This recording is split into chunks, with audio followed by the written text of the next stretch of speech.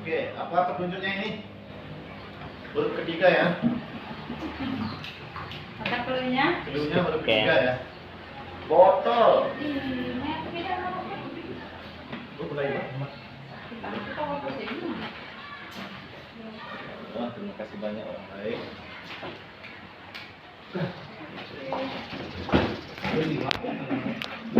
Yang sedih besar ya? Ada di mana?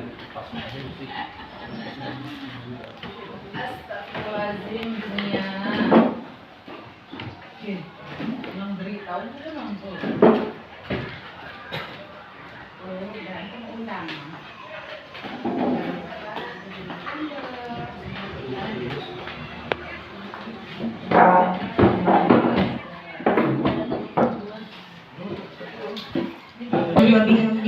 Assalamualaikum warahmatullahi wabarakatuh.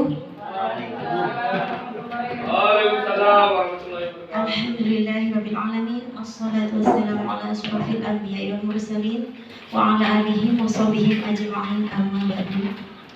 Pertama-tama marilah kita panjatkan puji syukur atas kehadiran Allah Subhanahu wa taala, atas nikmat dan barakahnya sehingga kita bisa kumpul pada pagi hari yang indah ini dalam acara aksi nyata diseminasi budaya positif yang akan disampaikan oleh saya sendiri Ibu Husniatun dan juga rekan saya Ibu Asri Hudatul Aini.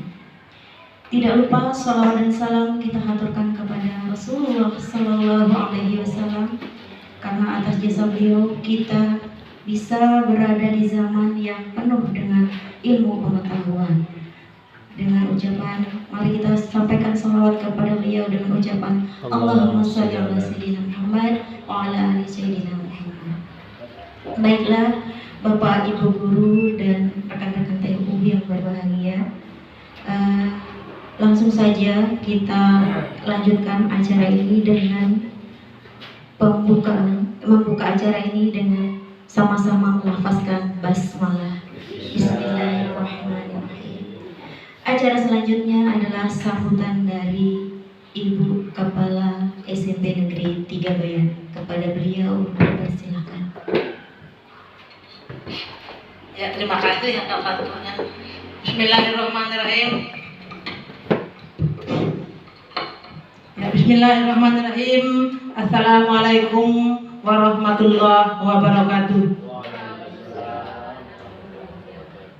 Bapak dan Ibu guru yang saya hormati serta rekan-rekan tata usaha yang saya hormati pula. Alhamdulillah, puji syukur kita panjatkan kehadirat Allah Subhanahu wa taala karena berkat rahmat dan karunia-Nya sehingga pada pagi menjelang siang ini kita masih diberikan nikmat sehat dan kesempatan untuk berada di tempat ini dalam rangka kegiatan guru penggerak, yaitu diseminasi budaya positif.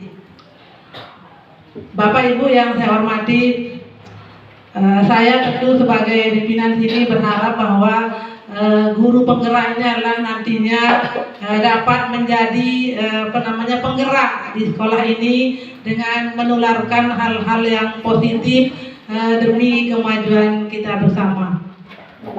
Bapak Ibu yang selaku guru penggerak, saya tentunya di sini berharap nantinya dari guru penggerak ini nanti adanya sebuah komunitas yang dibentuk, komunitas guru penggerak kan, yang nantinya tentu akan menularkan hal-hal yang bersifat pengajaran dan sebagainya yang tentunya bermanfaat buat teman-teman semuanya, baik itu dan juga bagi siswa, yang mana nantinya guru penggerak ini menjadi motivasi baik itu bagi lingkungan sekolah maupun di kegiatan pembelajaran, yaitu di kelas adanya peningkatan cara pembelajaran mungkin di kelas sehingga dapat meningkatkan prestasi siswa kita di sininya. Bapak Ibu yang saya hormati, seperti disampaikan di judulnya ini adalah diseminasi budaya positif, yang tentunya di sini mungkin modelnya ada budaya positif nantinya yang akan disampaikan oleh teman yang dua ini. sehingga nanti di sekolah ini kita dapat terapkan bersama, dan tentu berdampak positif buat kita semua dan siswa-siswa di sini juga. Mungkin ini pengantar dari saya, lebih dan kurangnya saya mohon maaf. Wabillahi taufiq wal hidayah. Wassalamualaikum warahmatullahi wabarakatuh.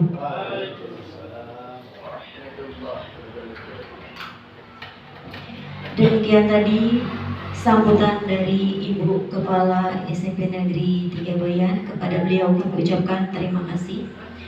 Acara selanjutnya adalah pemaparan aksi nyata diseminasi budaya positif. Yang pertama akan disampaikan oleh saudari kami, yaitu Ibu Asri Hudatul Aini. Kepada beliau dipersilahkan. Mohon izin berdiri.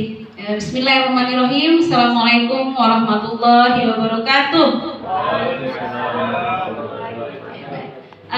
Kalau di guru penggerak Bapak Ibu dikenal dengan istilahnya itu salam yel-yel ya. Semangat pagi, pagi, pagi, pagi, merdeka. Jadi kalau ketika saya mengatakan semangat pagi seperti tadi nggak? Coba kita coba. Semangat pagi. Pagi, pagi, pagi, merdeka. Oke, semoga kita merdeka beneran ya. Baik, pertama-tama saya ucapkan terima kasih karena telah diberikan kesempatan untuk memaparkan materi yang telah kami dapatkan di guru penggerak, yaitu di modul 1.4 mengenai budaya positif Bapak Ibu. Sambutan dari Bapak Ibu Kepala Sekolah tadi sungguh membuat kami itu berat sekali.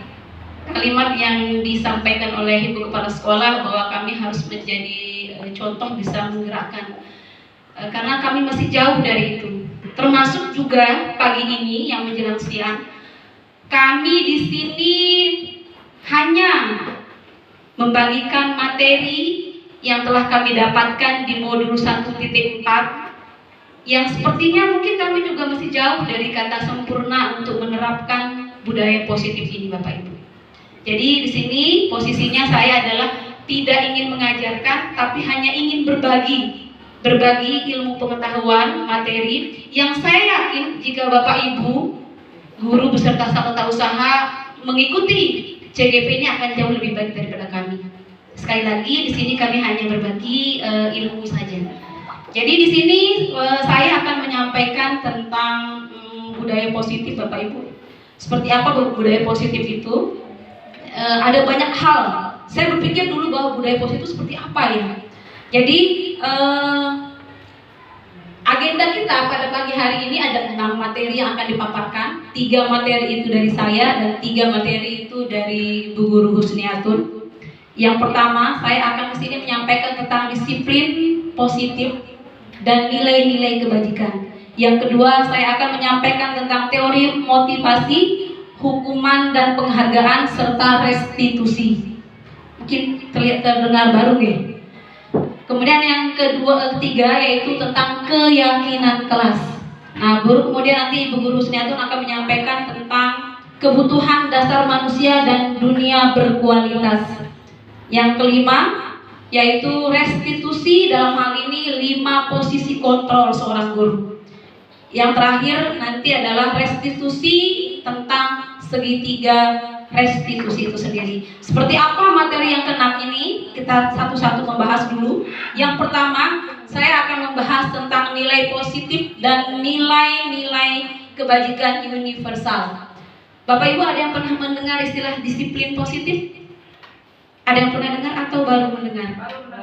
Baru mendengar. Kalau kata disiplin, apa kalau menurut guru BP-nya dulu deh, Pak Rusmadi? Kalau di gambaran Bapak, disiplin itu apa Bapak?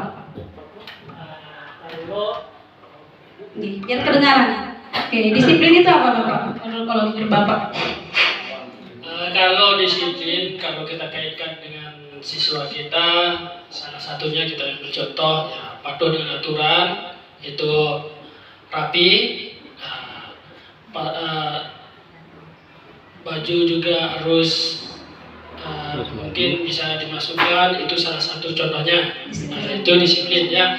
Kalau kita kaitkan lagi dengan disiplin waktu, ya siswa kan sudah kita tahu harus masuk sekitar jam 7 pagi sudah ada di sekolah. Dan setelah itu baru jam 30 dan masuk di kelas. Itu bagian dari disiplin waktunya. Nah, mungkin bisa aja saya kasih gambaran sedikit mengenai apa itu disiplin. Nah, mungkin cuma itu aja. Terima kasih atas waktunya. Oke, terima kasih Bapak Rusmadi telah menyampaikan. Jadi poinnya itu kita simpulkan bahwa kalau menurut Pak Rusmadi, disiplin itu taat aturan gitu ya. Betul kan? Kalau kita taat terhadap aturan atau tata tertib. Nah, seperti apa? Apakah definisi yang disampaikan oleh Pak Rusmadi itu cocok dengan materi kita hari ini? Nanti kita cari tahu. Oke. Sebelum kita ke materi yang lebih mendalam lagi, itu kita persepsi dulu. Sekarang ini kita perubahan paradigma, perubahan pemikiran kita. Kita cari tahu. Yang pertama ini sekarang kegiatan mengepalkan tangan. Mungkin tidak saya lakukan simulasi nih. Saya hanya memberikan ilustrasi. Ada 2 orang, A dan B. Yang A itu dalam posisi menulis secari kertas, menulis apapun yang ditulis begitu. Kemudian dia menggenggam di tangannya. Kemudian si B ini dia akan melakukan berbagai upaya. Salah satunya seperti ini contohnya, bisa membujuk, bisa mengancam, menghardik, merayu, menyuap, apa saja agar dapat membuka kepala tangan si A. Bapak Ibu guru saya minta berimajinasi. Si A ini ada kertas di tangannya, menulis sesuatu. Bapak Ibu ingin mengambil kertas itu atau meminta si A itu membuka tangannya. Kalau kira-kira Bapak Ibu kita membujuk si A, Bu Putu, coba saya tanya dulu. Kalau saya kira-kira apa dari semua usaha yang dia lakukan itu membujuk, mengancam, ada nggak dari semua cara itu yang akan berhasil dia lakukan untuk membuka tangan si A? Mungkin mengancam. Mengancam? Kenapa mengancam? Karena kalau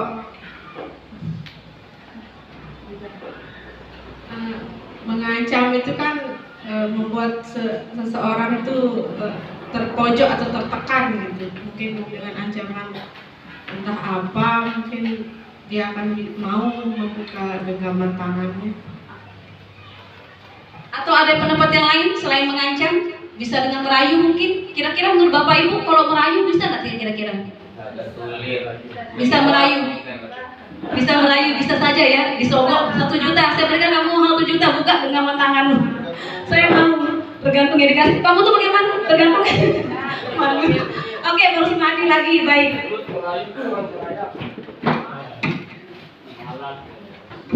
Terima kasih, ini yang kedua kalinya. Kalau kita lihat di sini, ya kalau saya pribadi itu mengambil menghardik ini menghargai diri sendiri gitu. Menghardik itu mengira guling. Menggetak. Kalau kita mengambil kata mengancam ini, saya rasa tidak bisa pakai. Nah, yang ini yang saya tertarik menghardik ini. Nah, ini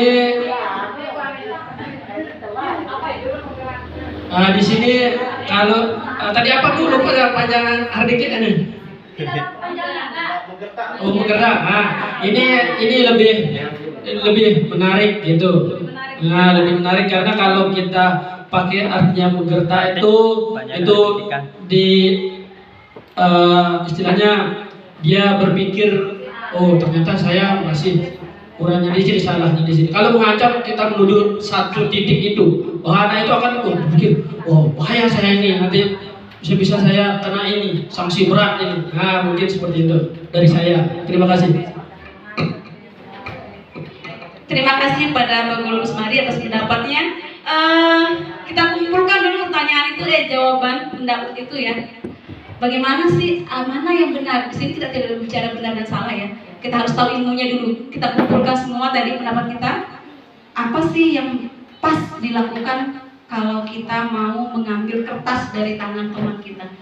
Apakah benar dengan mengancam, menghardik, merayu, atau yang lainnya? Kita lihat dulu.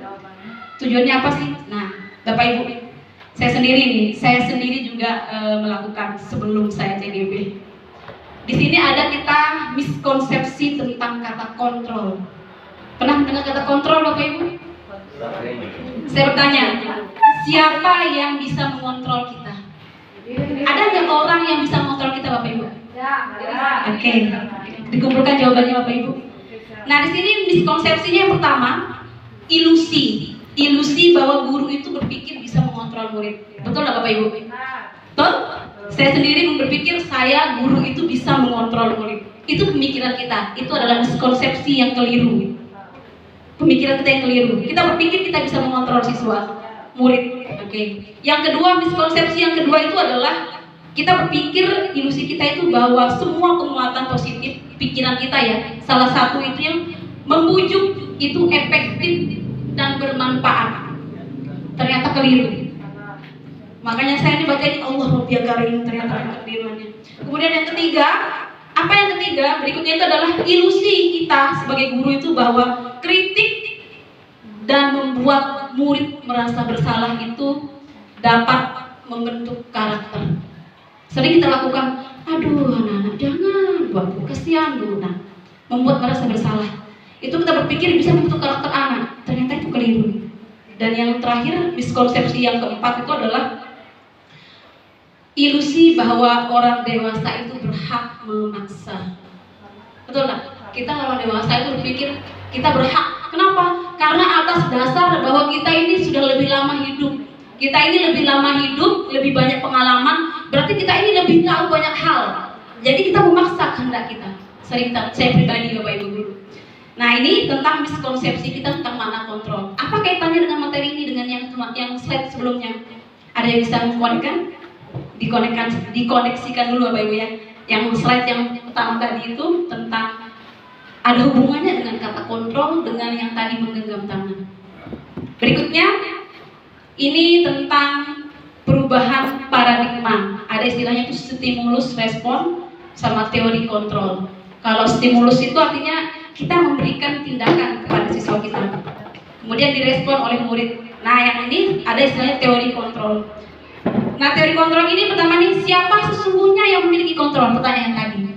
Siapa yang memiliki kontrol? Yang pertama, kalau di stimulus respon itu berpikir ya, mengatakan bahwa kita mencoba mengubah orang agar berpandangan sama dengan kita. Jadi kita memaksa anak, misalkan anak-anak ini kita memiliki kita bersifat introvert, anak kita ekstrovert. Kita memaksa pemikiran kita yang introvert itu anak-anak kita tuh ikut introvert, padahal nggak bisa. Kemudian kalau teori kontrol, kalau di teori kontrol itu kita berusaha memahami pandangan orang lain.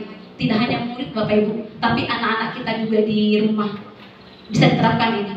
Kemudian yang kedua itu perilaku. Kalau di stimulus respon itu perilaku buruk dilihat sebagai suatu kesalahan. Kita selalu berpikir bahwa ketika murid-murid kita, anak-anak kita, keponakan kita melakukan kesalahan itu, kita berpikir bahwa itu adalah kesalahan. Sebenarnya itu adalah pasti memiliki tujuan di balik itu. Pasti memiliki tujuan. Contohnya Bapak Ibu, yang terdekat yang dilakukan oleh Haris.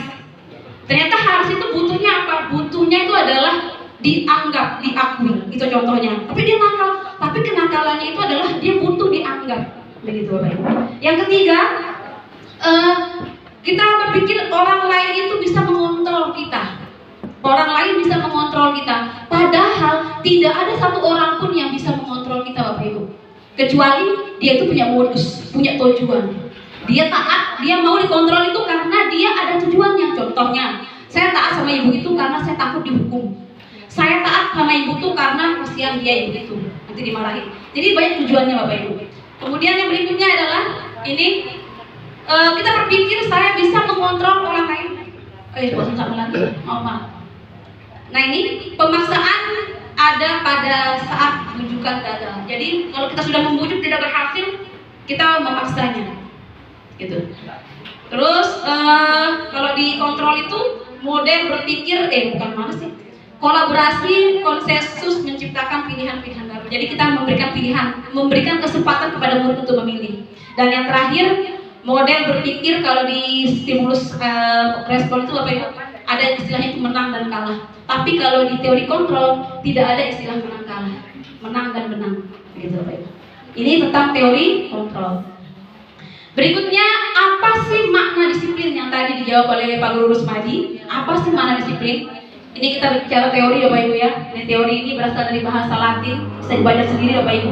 Yang artinya ternyata disiplin itu artinya belajar, dan saya baru tahu. Disiplin itu artinya belajar. Kok belajar ya? Nah ini.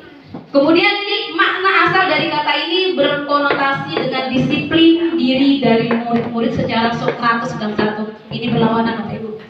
Lalu apa sih disiplin itu? Nah, jadi disiplin itu membuat orang menggali semua potensi yang dia miliki, tentunya untuk belajar dengan sebuah tujuan. Apa yang dia hargai? Karena setiap orang kan punya apa yang keyakinannya masing-masing. Betul nggak Bapak Ibu? Kita tidak bisa memaksa orang untuk meyakini sesuatu. Nah ini jadi disiplin tentang belajar.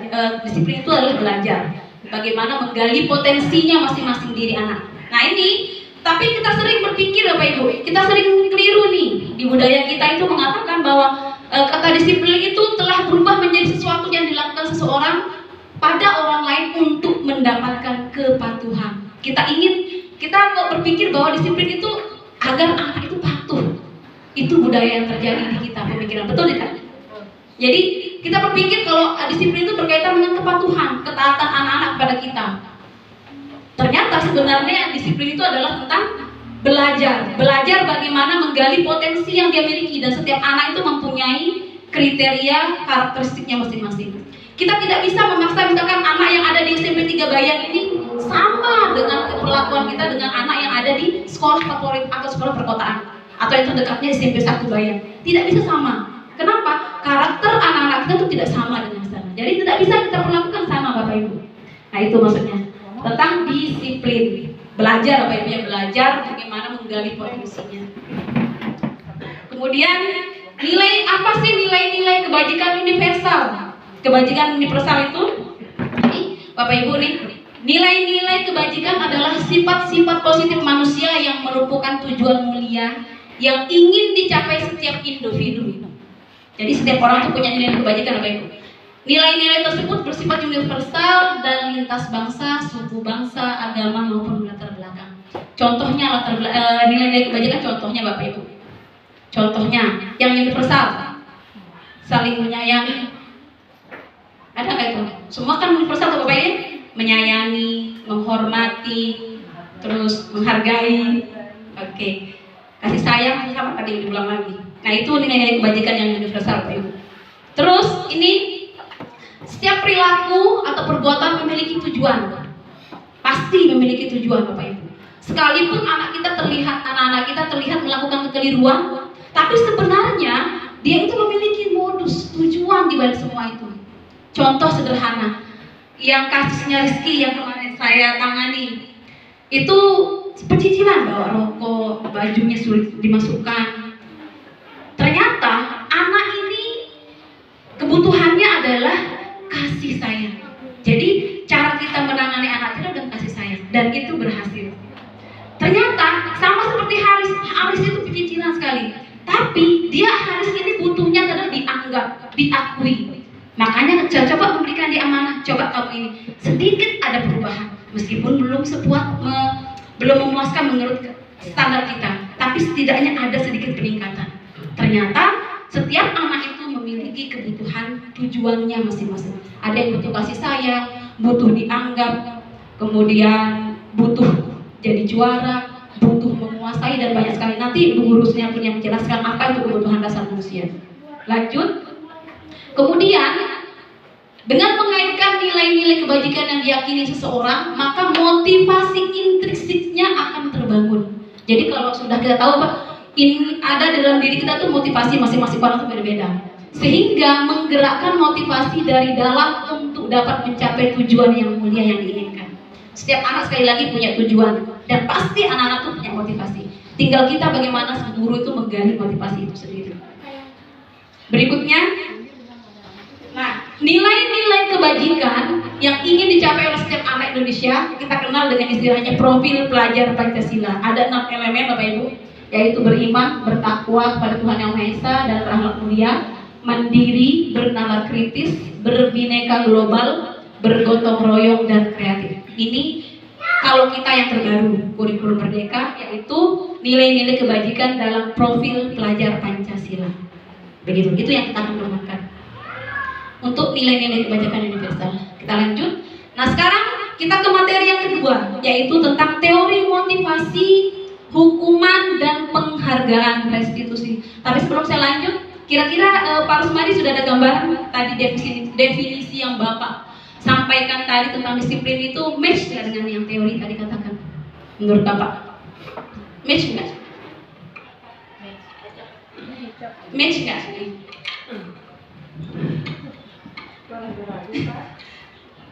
Match ya? Kalau tadi kan teorinya mengatakan disiplin itu tentang belajar menggali potensi. Tapi kalau Bapak mengatakan kalau disiplin itu berkaitan dengan bagaimana murid itu taat pada aturan. Match nggak kira-kira? Match? Cocok. Kalau Bapak Ibu guru ada nggak perbedaan? Ada pendapat yang lain? Bu Guru Anita? Match? Pas? Oke. Mungkin? Oke, tambahkan. Saya tanggapi kenapa saya bilang cocok, karena semua dikatakan disiplin itu larinya semua untuk belajar saja ya. Nah, dari sana kita bisa artikan bahwa semua tata tertib maupun dikatakan disiplin itu semuanya diawali melalui belajar. Tidak ada yang tidak dikatakan belajar. Contohnya anak yang baru lahir itu dikatakan dia belajar juga, dongkol jalan sebagainya macamnya. Nah, mungkin saya setuju kalau disiplin itu dikatakan belajar. Nah, mungkin cuma itu saja.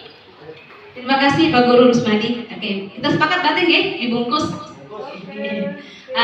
Mungkin sedikit diluruskan, disiplin itu tidak hanya tentang bagaimana murid itu mentaati aturan.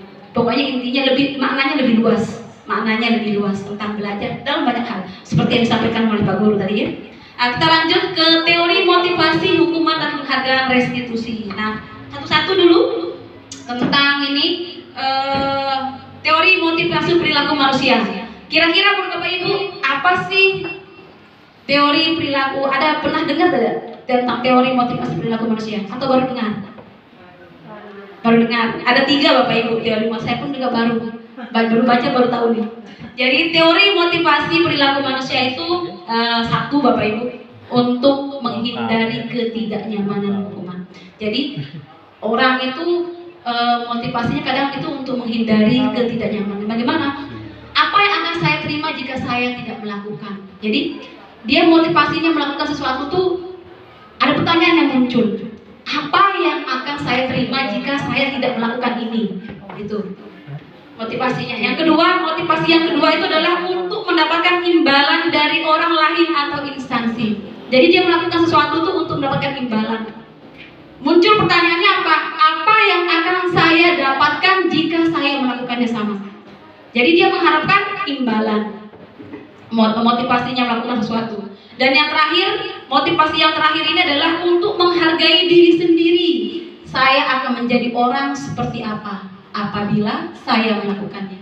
Dari ketiga ini Bapak Ibu, kira-kira Bapak Ibu, dari 1, 2, 3 ini mana yang lahir dari dalam diri? Apakah 1, 2, dan 3? 3. Sepakat 3? Sepakat 3 ya? Oke, kita lihat jawaban benar tidak?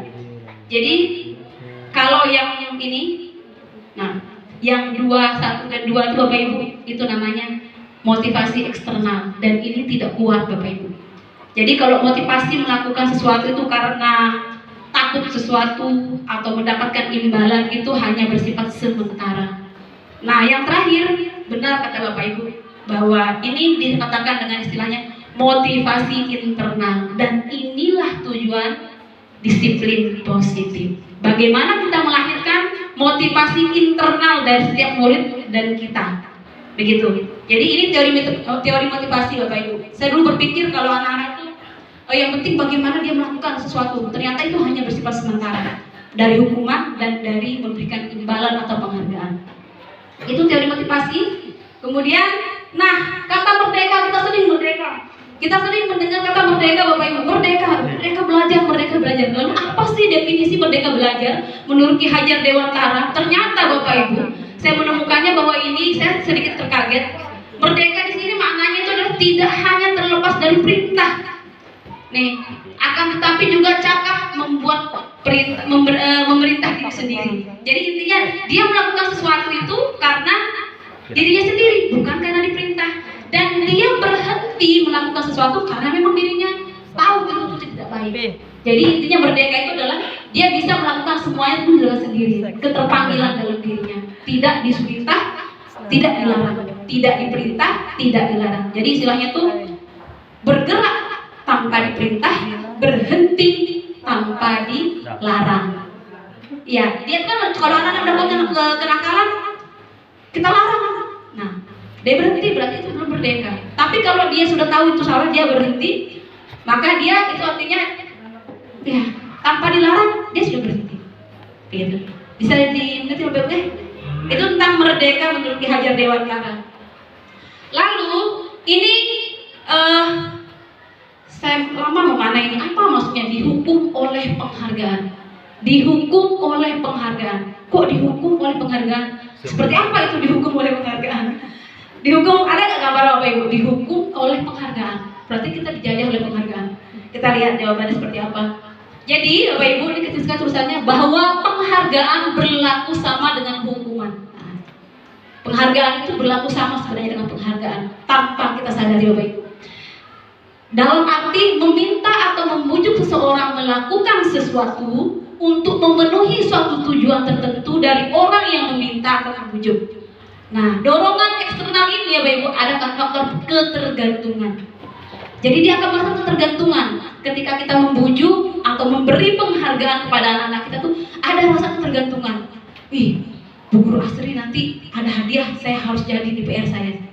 Tapi begitu saya tidak masuk, dia malas mengerjakan. Ada rasa ketergantungan dari situ. Jadi itu kurang baik. Jadi penghargaan itu ternyata betul kata Bu Guru Anita. Saya menemukan sendiri, baru saya yakin baca sendiri. Ternyata penghargaan itu membuat kita ketergantungan. Boleh sekali tapi jangan terlalu sering. Lalu nih kemudian apa makna dari dihukum oleh penghargaan? Satu nih, pengaruh jangka pendek dan jangka panjang. Jangka pendeknya tadi dia akan merasa ketergantungan. Jangka panjangnya bagaimana? Kok ada jangka panjang? Ternyata Bapak Ibu, kalau kita membiasakan ini kepada murid-murid kita, maka dia akan tertanam dalam dirinya nanti ketika dia bekerja, ya, membentuk sudah dewasa, dia akan selalu melakukan sesuatu itu mengharapkan imbalan. Itu parahnya. Jadi ketika kita sudah membiasakan anak dari kecil memberikan imbalan, melakukan sesuatu, memberikan penghargaan berupa barang-barang. Nanti kalau kamu begini, Bu Guru kasih hadiah, Bu Guru kasih ini, Bu Guru kasih ini. Ternyata nanti ketika dia sudah di tempat kerja, maka dia bekerja itu berdasarkan kalau ada imbalannya. Itu parahnya jangka panjang Bapak Ibu. Untuk seandainya kalau kita membiasakan murid memberikan penghargaan atau anak-anak kita di rumah. Dampaknya, saya sendiri melakukan Bapak Ibu di rumah. Ayah, pilih Mama Inci, nanti Mama Inci kasih uang. Ternyata itu tidak baik. Oke, yang kedua ini Bapak Ibu, ternyata ini penghargaan itu udah menghukum seperti yang tadi dijelaskan. Itu hukuman sebenarnya Bapak Ibu. Penghargaan tapi menghukum. Yang ketiga, penghargaan itu mengurangi ketepatan. Ya betul Bapak Ibu nih. Kurang tepat penilaian kita. Kita tidak bisa menilai mana anak-anak yang benar-benar sungguh-sungguh. Selalu meleset aja Bapak Ibu penilaian kita. Kemudian yang keempat, penghargaan ini merusak hubungan. Ada bisa ditangkap nggak merusak hubungan kayak gimana maksudnya Bapak Ibu? Tangkap nggak maksudnya? Merusak hubungan siapa kira-kira? Ada gambaran nggak? Merusak hubungan siapa maksudnya? Belum ada gambaran? Jadi di sini maksudnya Bapak Ibu, penghargaan itu merusak hubungan antara murid. Kenapa? Pasti wah iya diri mau hadiah, betul nggak? Pasti sudah ini yang ini dapat hadiah. Nah jadi saya malas. Jadi ada hubungan, ada gaps, merusak hubungan antara murid, ada kesenjangan antara murid yang pintar dan yang kurang. Ya itu yang keempat. Kemudian yang kelima itu penghargaan menurunkan kualitas. Ini menurunkan kualitas benar Pak. Dia hanya mau berbuat kalau ada penghargaan. Kalau tidak ada dia nggak mau berbuat. Tergantung. Oke. Yang keenam, Bapak Ibu, penghargaan itu mematikan kreativitas. Jadi anak-anak kita itu karena sudah terbiasa diiming-iming penghargaan, dia itu kurang kreatif, terbatas kreativitas mereka. Yang ketujuh, penghargaan tidak efektif. Ini pasti tidak efektif. Ini yang sampaikan teori Bapak Ibu, bukan saya. Kemudian yang terakhir 8, penghargaan mengurangi motivasi intrinsik yang kita harapkan tadi. Oke, ini makna dari kata yang dihukum oleh penghargaan. Kita lanjut. Sekarang bentuk program kebajikan apresiatif yang boleh, yang mana sih? Kita lihat. Dalam memberikan apresiasi atau pengakuan atau penghargaan perlu diingat beberapa hal. Berarti maksudnya itu boleh kita memberi, tapi ada aturannya Bapak Ibu. Apa aturannya itu? 1, beri pengakuan secara khusus. Secara khusus. Entah itu mungkin ketika di luar JAMM secara khusus dipanggil, gitu ya. Oke. Agar tidak menimbulkan kecemburuan, mungkin maksudnya begini. Yang kedua, beri pengakuan sama secara pribadi tadi. Yang ini, beri pengakuan kepada semua murid. Jadi jangan hanya satu saja Bapak Ibu, tapi secara bergiliran. Nggak mungkin disanjung semua kan. Tapi ada memang satu momen yang kita sanjung semua. Kalau semuanya bekerja sama gitu. Kompakannya misalnya. Kemudian beri pengakuan secara konsisten. Jadi konsisten gitu. Kapan kita memberikan standar untuk mengatakan anak itu dia disiplin seperti apa, tepat waktu seperti apa, konsisten gitu. Jangan sampai kita tuh tidak konsisten memberikan penghargaan. Terakhir, fokus pada prosesnya Bapak Ibu. Itu. Nah sekarang ini contoh pengakuan apresiatif kebajikan. Pembukaan misalnya, kemarin saya perhatikan rasa empatimu besar sekali pada saat menolong siswa baru di kelas kita. Ada pembukaannya, ada nilai kebajikannya, ada situasinya. Nih, Pak Ibu bisa baca sendiri. Saya menghargai kepedulianmu pada saat kamu membantu teman-temanmu di tugas kelompok. Terima kasih untuk rasa tanggung jawabmu pada saat kamu memungut kertas-kertas yang berserakan di lantai. Terima kasih untuk rasa tanggung jawabmu. Seperti itu Bapak Ibu. Contoh dari pengakuan atau apresiatif. Nah sekarang ini tugasnya Bapak Ibu. Saya minta tolong sama Bapak Ibu nih. Perbedaan hukuman dan konsekuensi. Yang benar apa nih? Hukuman dan konsekuensi.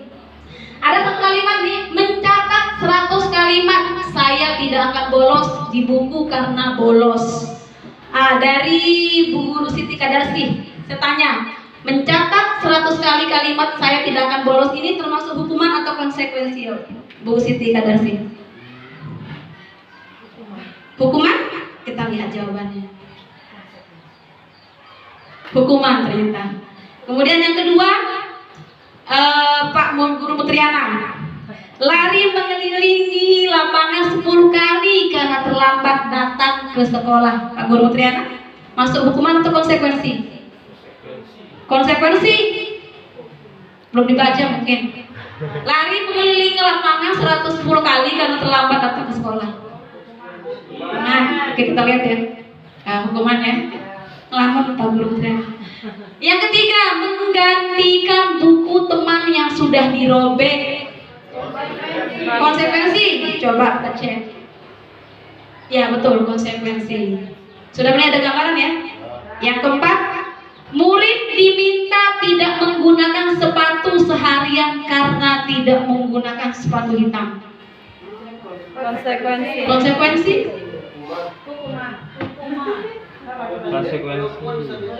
Oke, hukuman. Jadi hukuman seperti apa definisinya ya? Coba kita lihat. Hukuman Bapak. Masih belum connect nih. Apa sih hukuman atau konsekuensi? Kita lihat yang keempat, kelima.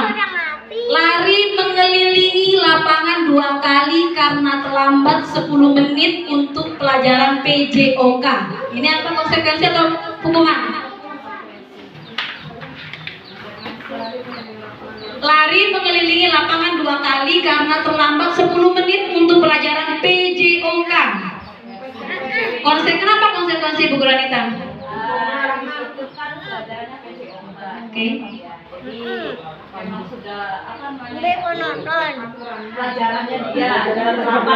Mantap. Kalau Pak Rusmadi hukuman kenapa hukuman Pak Rusmadi? Tergantung nanti kesepakatan itu apakah guru yang melakukan siswanya itu bisa dengan konsekuensi. Tapi kalau itu tiba-tiba dikasih hukuman ya, itu dikasih lari hukuman. Oke. Tergantung, ada benernya juga. Tapi benar katanya pendapatnya Pak Guru Rusmadi. Yang luar biasa itu pendapatnya Bu Guru Anita. Gini Bapak Ibu Guru, mungkin tadi ada bilang, kok hukuman ini, kok ini konsekuensi. Jadi konsekuensi bedanya dengan hukuman itu Bapak Ibu. Kalau Pak Guru Rusmadi tadi konsekuensi hukuman itu tidak ada kesepakatan. Kalau konsekuensi itu ada kesepakatan sebelumnya. Tambahannya adalah konsekuensi itu yang dilakukan itu selaras dengan kesalahannya. Contohnya tadi Bu nih, dia melakukan keliling 2 kali lapangan di jam PJOK, itu kan jam olahraga. Match tidak dengan hukumannya, cocok nggak dengan hukumannya? Cocok. Kalau seandainya itu pelajaran bahasa Indonesia cocok nggak? Nggak cocok. Oke, paham maksudnya Bapak Ibu Guru? Oke, konsekuensi itu kuncinya adalah match nggak hukuman sih. Hal yang diberikan oleh guru, solusi yang diberikan oleh guru atas kesalahan murid, kalau dia sama berarti itu konsekuensi. Sekarang Bapak Ibu deh. Oke, kita lihat konsekuensi. Dan yang terakhir juga kita lihat murid diminta push up 10 kali karena tidak menggunakan seragam sesuai tata tertib. Jelas. Kenapa tidak hukuman? Tidak sesuai ya dengan kan keluaran baju. Apa hubungannya keluaran baju dengan push up? Nggak ada hubungannya, tidak akan menimbulkan efek. Ya betul. Oke, tepuk tangan untuk semua dulu. Oke, sudah mulai paham berarti. Nah ini sekarang perbedaan apa? Saya hapus ini. Perbedaan hukuman dan konsekuensi itu apa sih? Yang pertama Bapak Ibu, konsekuensi itu sesuatu yang menyakitkan harus terjadi, itu hukuman. Tapi kalau konsekuensi sesuatu harus terjadi, tapi tidak bisa saja menyakitkan tidak tidak. Oke, yang kedua, membuat anak sakit fisik maupun hati untuk jangka waktu lama. Itu kalau hukuman. Jadi dendam murid. Ingat doang bapak murid. Wah, mecut aku. Yang kalau konsekuensi itu Bapak Ibu, membuat anak merasa tidak nyaman saja, tapi dalam jangka yang pendek, tidak lama, tidak sampai dendam. Tapi kalau hukuman dendam. Kemudian yang ketiga, anak membenci disiplin. Jadi anak-anak tuh benci disiplin. Sampai timbul pertanyaan kemarin tuh, apa hubungannya Bu Guru masukkan baju dengan otak? Sampai muncul seperti itu. Itu artinya dia tidak suka disiplin. Yang berikutnya kalau konsekuensi itu anak menghargai kedisiplinan. Keempat, ini paksaan kalau hukuman itu. Kita memaksa. Dan yang ini stimulus, ada tanggapan. Jadi lebih baiklah daripada hukuman kalau konsekuensi itu. Lalu berikutnya mendorong anak menyakiti diri sendiri. Jadi menyakiti diri sendiri anak-anak jadi buat. Kalau konsekuensi itu mendorong anak agar mudah menyesuaikan diri. Dia bisa menyesuaikan diri lambat laun. Kemudian konsep yang buruk hukuman itu. Kalau konsekuensi itu konsep diri yang baik. Kemudian anak belajar menyembunyikan kesalahan, betul nggak Bapak Ibu? Betul nggak? Akibat dari kita memberikan hukuman itu kadang anak-anak tuh, oh baru nanti kita dihukum sama guru kita. Akhirnya mereka berbohong. Jadi kita tanpa sadar mengajar anak untuk menyembunyikan kesalahannya dan berbohong, jadi tidak jujur. Kalau konsekuensi itu anak belajar mematuhi peraturan. Terakhir, timbul rasa marah, merasa bersalah, merasa tak dihargai dan dipermalukan. Itu kalau hukuman. Kalau konsekuensi kehilangan hak, merasa tidak nyaman, diasingkan untuk sementara waktu. Jadi tapi lebih baik daripada hukuman. Nah ini perbedaan hukuman dan konsekuensi Bapak Ibu. Oke, selanjutnya apa itu restitusi? Nah, ada yang punya gambaran restitusi? Masih ngeblank ya kan? Sama. Setelah belajar bertahun. Restitusi itu Bapak Ibu proses menciptakan kondisi bagi murid untuk memperbaiki kesalahan mereka. Jadi kita menciptakan suasana agar mereka sendiri yang memperbaiki kesalahannya, sehingga mereka bisa kembali pada kelompok mereka dengan karakter yang lebih baik. Penasaran? Restitusi juga merupakan proses kolaboratif yang mengajarkan murid untuk mencari solusi untuk masalah mereka dan membantu murid berpikir tentang orang seperti apa yang mereka inginkan menjadi tujuan mulia dan bagaimana mereka harus memperlakukan orang lain. In teori, poinnya begini Bapak Ibu. Restitusi itu maksudnya adalah, jadi ketika anak-anak melakukan kesalahan itu tidak langsung kita salahkan. Kita panggil ke ruangan secara pribadi, jangan di dalam kelas. Misalkan ada terlambat masuk nih, suruh saja masuk, kemudian panggil nanti kamu ke ruangan bu guru ya. Panggil, kemudian kamu tahu enggak kenapa bu guru panggil ke sini? Tahu bu guru? Kalau tidak tahu, jelaskan kesalahanmu ini. Kira-kira itu bagus tidak? Nanti kita tanya terus sampai dia menemukan sendiri kesalahannya. Apakah itu pantas atau tidak dilakukan? Lalu kita tanya, apa solusinya sekarang kalau kamu melakukan kesalahan? Dia menjawab, saya akan begini bu guru. Kalau mereka tidak menemukan juga jawabannya, tidak bisa menjawab, kita bisa bantu. Tapi jangan murni, kita langsung kasih tahu apa solusinya agar mereka terbiasa. Memang Bapak Ibu ini terasa berat karena prosesnya panjang sekali. Kita sebenarnya yang bisa Bapak Ibu ya, pokoknya intinya anak taat gitu. Tapi dampaknya itu luar biasa, pelan tapi pasti. Gitu Bapak Ibu. Lalu apakah kita tidak boleh menghukum? Kalau fatal misalkan kalau dia bawa minuman keras, ya boleh. Kalau memang aturannya dikeluarkan gitu Bapak Ibu ya.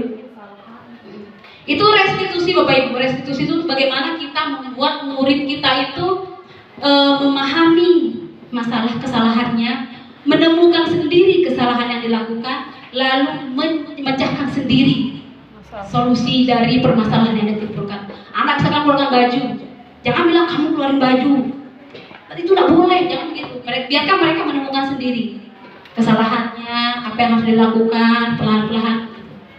Memang sedikit melelahkan memang. Nah kemudian ini sekarang ada istilahnya identitas gagal dan identitas sukses.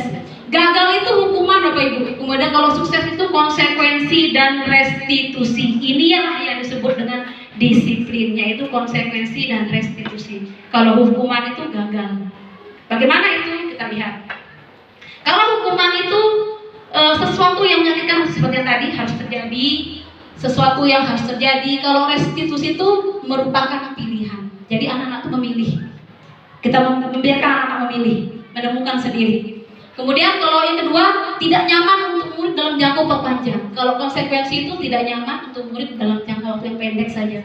Dan kemudian kalau restitusi itu menguatkan murid untuk dalam jangka waktu panjang. Kita bisa menguatkan anak-anak sampai jangka panjang. Kalau sudah terbiasa Bapak Ibu. Nah, kalau hukuman itu ada korban mendapatkan keadilan. Konsekuensi korban bisa diabaikan. Korban mendapatkan ganti. Ini. Berikutnya, murid akan tersakiti. Kalau konsekuensi itu murid dibuat tidak nyaman. Kalau restitusi murid mendapatkan penguatan. Oke. Berikutnya, perilaku pasif agresif. Ya, di situ tuh. Kemudian penguatan hanya bertahan dalam jangka waktu pendek. Yang kalau restitusi masalah terpecahkan karena mereka sendiri yang mencari solusi masalah dan solusinya dari permasalahannya. Terus sistem tidak akan berjalan jika murid tidak takut. Betul nggak? Ada murid yang begitu? Tidak pernah. Tidak takut bu guru. Ada murid yang begitu. Kalau tidak takut muridnya tidak berlaku hukuman. Kemudian kalau konsekuensi memerlukan monitoring dan supervisi terus-menerus oleh guru. Kalau restitusi itu murid belajar bertanggung jawab untuk perilaku. Jadi singkat langsung. Nah, tapi kalau konsekuensi itu perlu disupervisi sama guru, perlu sama. Kalau restitusi, kemudian berlaku hanya pada instansi, tidak berlanjut pada kehidupan nyata. Di kehidupan nyata tidak berlaku. Kalau di konsekuensi itu membuat penerapan mengikuti peraturan dalam masyarakat. Jadi kalau kita mau peraturan itu match dengan masyarakat. Kalau restitusi fokus pada pemecahan masalah, jadi bisa berlaku di kehidupan nyata. Kita juga bisa menerapkannya nanti di kehidupan kita sehari-hari. Nanti Bu Guru Suniatun yang akan menjelaskan itu apa itu restitusi. Kemudian peraturannya adalah kamu harus titik-titik, kamu harus kalimatnya. Terus apa peraturannya kalau konsekuensi? Mampukah kamu melakukannya? Kalimat yang kita gunakan gitu. Kalau restitusi, apa yang kamu yakini nak? Terus apa yang bisa kamu lakukan untuk memperbaiki masalah ini? Itu pertanyaan-pertanyaan yang guru bisa lontarkan terkait hukuman, konsekuensi, dan restitusi. Yang berikutnya, murid membenci peraturan jadinya kalau hukuman tuh. Murid itu membenci peraturan. Terus kalau konsekuensi, murid menghormati peraturan. Kalau restitusi, murid menghormati dirinya dan orang lain. Jadi luar biasa kalau restitusi kita. Nanti guru Sinatur yang menjelaskan. Terakhir, kalau hukuman itu negatif, konsekuensi itu netral. Jadi bolehlah kita gunakan konsekuensi. Paling bagusnya itu adalah restitusi. Dan memang sedikit melelahkan. Tapi kalau kita semua kompak Bapak Ibu, tidak ada lagi hukuman mungkin di sekolah ini. Oke. Ini kemudian 9 ciri restitusi Bapak Ibu. 1, bukan untuk menebus kesalahan, tetapi untuk belajar dari kesalahan. Jadi belajar dari kesalahan. Semua kita Bapak Ibu belajar dari kesalahan. Kemudian memperbaiki hubungan. Hubungan siapa? Hubungan murid itu dengan murid sama muridnya dan juga dengan guru. Terus 3, tawaran bukan paksaan. Jadi kita menawarkan. Bahkan kita meminta siswa yang mencari sendiri, murid yang mencari solusinya. Kalau murid mentok nggak bisa, baru kita kasih tawaran. Kira-kira kalau begini, dikasih pilihan. Yang keempat, restitusi menuntun untuk melihat ke dalam hati.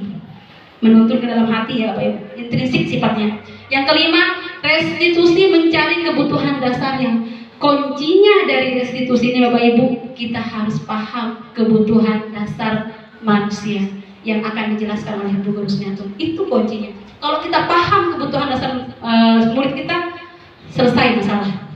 Semua kadang itu butuh pendalaman. Karena setiap anak-anak itu, saya terus terang hari ini Bapak Ibu, saya tahunya dari Bu Guru Sri. Saya sering sharing sama Bu Guru Sri. Oh iya, saya terapkan ternyata benar. Jadi mungkin kita berkolaborasi. 6, restitusi diri adalah cara yang paling baik. Kita merestitusi diri sendiri tanpa dipanggil guru. Kalau Islam itu muhasabah diri gitu. Yang 7, restitusi fokus pada karakter, bukan pada tindakan. Dan yang terakhir, restitusi fokus pada solusi. Solusinya apa? Dan itu sekali lagi murid yang mencari solusinya. Kalau murid tidak bisa, baru kita bantu memberikan pilihan. Bukan kita yang kasih tahu, tapi berikan pilihan. Oke, itu 9. Satu lagi ya, 9 ciri. Satu lagi, restitusi mengembalikan murid yang berbuat salah kepada kelompoknya. Jadi anak-anak itu bisa dikembali ke kelompoknya setelah kita restitusi. Demikian untuk 9 ciri restitusi. Yang terakhir tentang keyakinan kelas Bapak Ibu. Keyakinan kelas merupakan nilai-nilai universal yang diyakini bersama, berasal dari diri dalam diri dan tanpa paksaan. Yang mana keyakinan kelas itu? Nah, coba Bapak Ibu, saya minta tolong dipilihkan. Yang mana keyakinan kelas? Apakah nomor 1 atau nomor 2? Yang nomor 1, yang ini, nomor 1, yang sebelah kanan atau yang sebelah kiri berarti? Sebelah kiri atau sebelah kanan? 1 atau 2? Coba. Nomor berapa Bapak Ibu? Dua-duanya sih. Dua-duanya, kenapa dua-duanya? Mungkin yang lebih itu adalah nomor 2, karena di sana bahasanya lebih lebih mudah mungkin diserap sama anak-anak. Kemudian lebih merasa seperti bukan tata tertib, bukan peraturan yang mengikat anak-anak harus begini, tapi lebih ke anak-anak merasa oh ya kami dan guru dan murid harus saling mengerti. Oke, kata-katanya lebih sederhana. Kalau yang nomor 1 bisa-bisa saja, cuma lebih apa ya?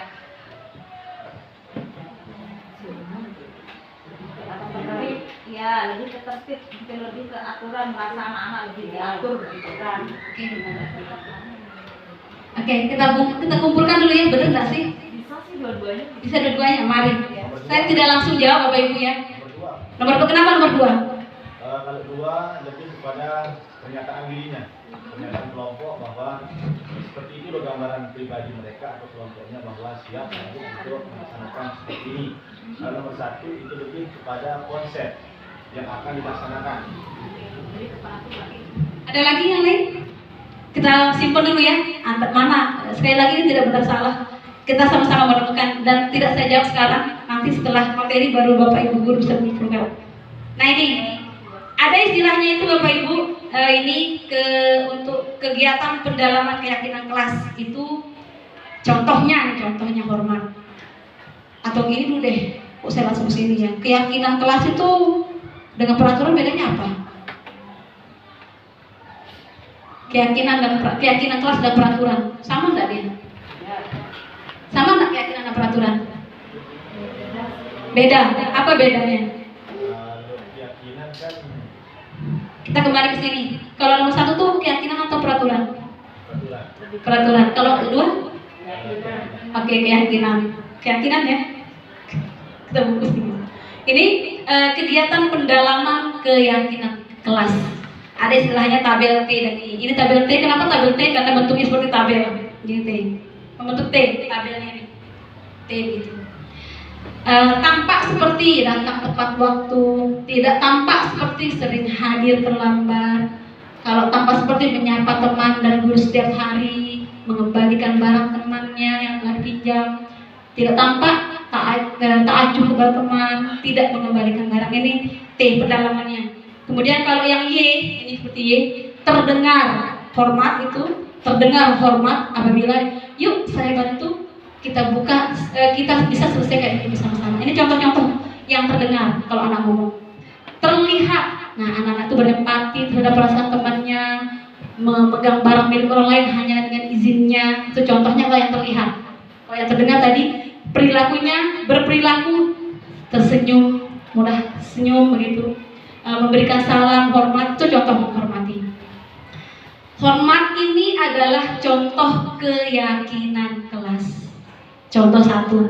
Kemudian ini apa? Nah ini peraturan dan keyakinan. Apa bedanya? Kita lihat. Kalau peraturan selalu kembalikan buku ke tempatnya. Apakah ini peraturan atau keyakinan kelas?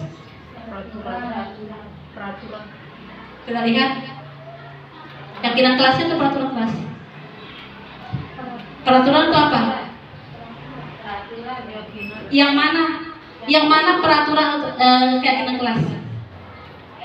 Keyakinan tanggung jawab, selalu mengembalikan buku ke tempatnya itu kan termasuk tanggung jawab. Jadi ya, dengan dia mengembalikan buku ke tempatnya, maka itu berarti dia memiliki rasa tanggung jawab. Oke, berarti yang mana peraturan? Sebelah sini. Ya. Selalu kembalikan buku.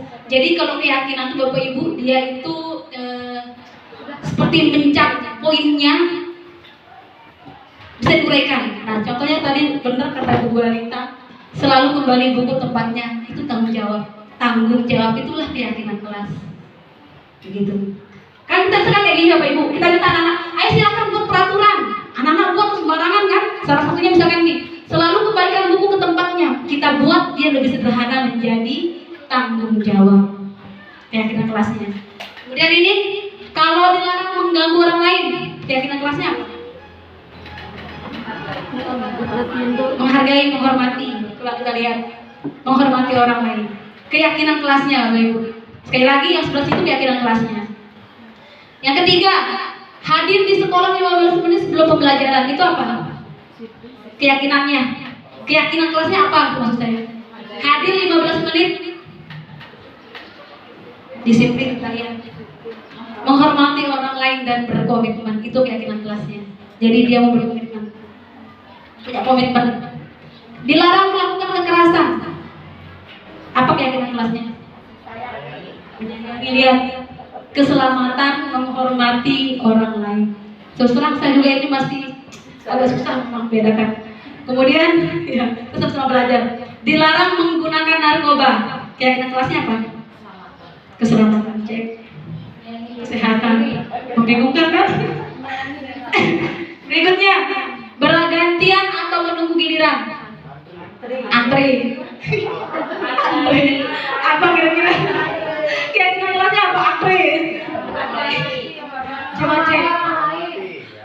hati orang lain yang bersabar ternyata Bapak Ibu. Kamu tuh sabar tuh antre. Ya sabar. Berikutnya, jangan berlari di dalam kelas. Pintar teh. Ya, keselamatan dan keamanan itu. Kira-kira Bapak Ibu guru sudah bisa nggak keyakinan kelas seperti apa? Poinnya itu di sini keyakinan kelas Bapak Ibu, yang sebelah sini. Nah yang ini keyakinan kelas. Penjabaran dan ini yang memang lumayan sulit dan saya pun masih menjadi PR saya Bapak Ibu, belum terlalu bisa. Nah terakhir, ini contoh keyakinan kelas. Contoh keyakinan kelas. Ketuk pintu dulu sebelum sana, terus kemudian bersikap jujur, bertanggung jawab, saling menghargai, ramah, sopan dan peduli, menyimak dengan baik. Ini contoh keyakinan kelas. Terus gimana kita nilai? Nah, tadilah fungsinya yang tadi tuh tabel TY itu. Bagaimana caranya menguraikannya? Kita uraikan gitu loh dengan tabel TY, cara menilainya. Bapak Ibu. Selesai. Demikian yang bisa saya sampaikan. Untuk berikutnya akan disampaikan oleh Bu Guru Husniatun. Terima kasih. Assalamualaikum warahmatullahi wabarakatuh. Ya, itu tadi pemaparan materi tentang budaya positif dari Ibu Guru Asri. Kepada beliau kami ucapkan terima kasih. Dan selanjutnya saya akan lanjutkan dengan 3 poin lagi tentang budaya positif.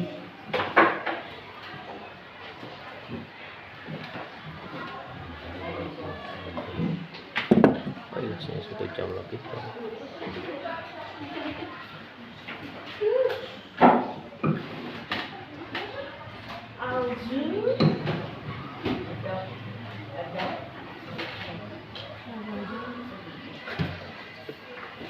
Iya, tadi sudah dipaparkan dengan begitu runturnya oleh Ibu Guru Asri, runtun dan runut dan jelas.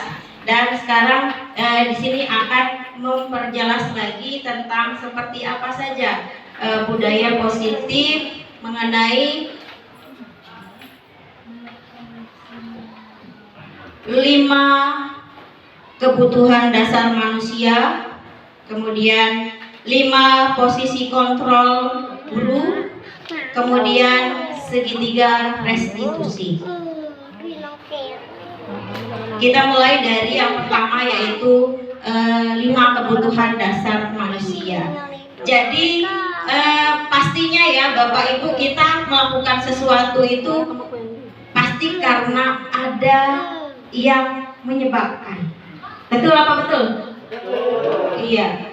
Nah, jadi kalau kita lihat juga kepada murid, tentunya murid itu akan melakukan sesuatu karena dia itu melakukannya untuk memenuhi kebutuhannya. Nah, apa saja yang menjadi kebutuhan dasar manusia? Mari kita lihat. Yang pertama adalah bertahan hidup. Ini kebutuhan dasar manusia adalah yang pertama, bertahan hidup. Setuju Bapak Ibu Guru? Setuju. Iya, kita semua pastinya memilih bertujuan melakukan sesuatu itu untuk bertahan hidup. Contoh aja kita bekerja, ya, bekerja menghasilkan sesuatu yang tujuannya adalah untuk betul sekali. Nah, apa itu bertahan hidup? Jadi kebutuhan bertahan hidup adalah kebutuhan yang sifatnya survival, adalah kebutuhan yang bersifat fisiologis, di mana sifat fisiologis ini berkaitan dengan kesehatan kita, baik itu kesehatan jasmani ataupun rohani. Kemudian kebutuhan seperti makanan dan juga rumah, ini merupakan kebutuhan fisik kita. Kemudian ada lagi kebutuhan biologis, ya, ini diwakili seperti proses reproduksi. Ini juga salah satu ya, betul ya, betul ya. Iya, maaf Pak, kebetulan matanya udah ke situ ya. Kemudian, iya, hanya kebetulan aja Pak Guru. Kebetulan. Berikutnya kebutuhan yang sifatnya psikologis. Psikologis itu yaitu meliputi perasaan aman, ya, yang menjadi untuk bertahan hidup. Pastinya kita itu pengen mendapatkan sesuatu yang namanya merasa aman, ya. Itu satu tentang kebutuhan hidup, bertahan hidup. Yang kedua, kebutuhan dasar manusia yang kedua adalah kasih sayang dan rasa diterima. Coba saya tanya Bu Guru Hanisa, butuh enggak kasih sayang? Sangat butuh ya. Semua pasti membutuhkan yang namanya kasih sayang, ya. Lalu misalnya nih, kasih sayang dan diterima, rasa diterima. Bu butuh nggak diterima oleh orang lain? Butuh. Kenapa Bu? Karena saya butuh orang lain. Iya, mungkin Bu Guru lupa kenapa rasa diterima itu menjadi kebutuhan dasar manusia. Supaya nyaman. Karena saya butuh suami. Iya. Kita lihat ya teman-teman. Ya, jadi kasih sayang dan rasa diterima itu juga merupakan kebutuhan dasar manusia, di mana kebutuhan ini meliputi kebutuhan akan hubungan dan koneksi sosial, ya. Tentunya kalau kita dalam melakukan hubungan sosial itu pastinya kita akan membutuhkan yang namanya rasa diterima, kemudian kita butuh juga yang namanya rasa kasih sayang, dan kebutuhan memberi dan menerima kasih sayang untuk merasa menjadi bagian dari suatu kelompok. Ya, jadi kita itu juga pastinya kita pengen diakui juga ya di dalam suatu kelompok itu. Berikut kebutuhan penguasaan. Nah, di sini yang penguasaan ini adalah pengakuan atas kemampuan. Setuju tidak Ibu, Bapak-bapak? Setuju. Ya, ini kebutuhan ini meliputi keinginan untuk dianggap berharga, bisa membuat perbedaan, kompeten, diakui dan dihormati. Anak-anak kita, murid-murid kita juga pasti mereka melakukan sesuatu itu karena ini mencukupi kebutuhan mereka ini.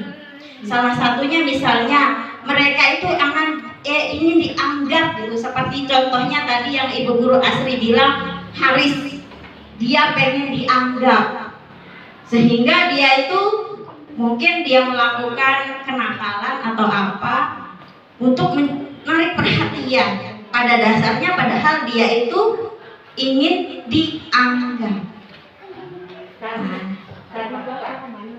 Iya, itu ya Ibu ya.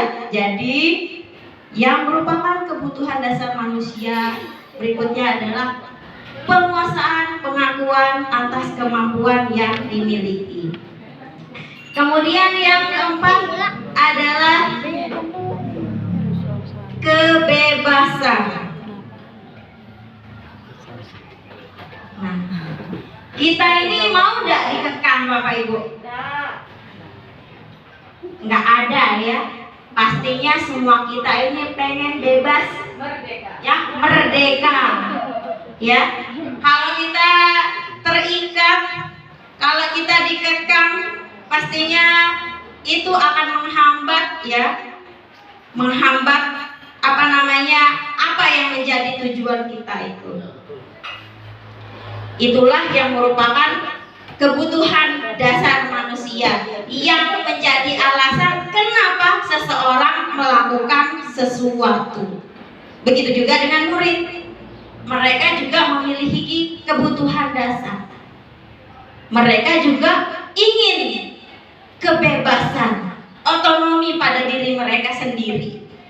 Sehingga kadang-kala meskipun Bapak Ibu sampai berbusa-busa ya, memerintahkan muridnya kadang nggak didengar ya. Itu karena apa? Karena punya kebutuhan dasar, yaitu mereka itu ingin kebebasan, ya. Ya itu nanti kan fungsinya kita nanti dalam seperti apa sih kontrol kita sebagai seorang guru. Ya. Kemudian yang terakhir adalah kesenangan. Butuh senang Bapak Ibu? Pastinya semua ini kita lakukan supaya hati kita itu senang, supaya hati kita itu bahagia. Capek-capek kerja, ya biar kita senang, biar kita bahagia. Begitu juga ya dengan siswa, mereka melakukan sesuatu, mungkin mereka bermain, mereka itu berpetualang, itu semata-mata untuk mencukupi kebutuhan mereka yang disebut dengan kesenangan.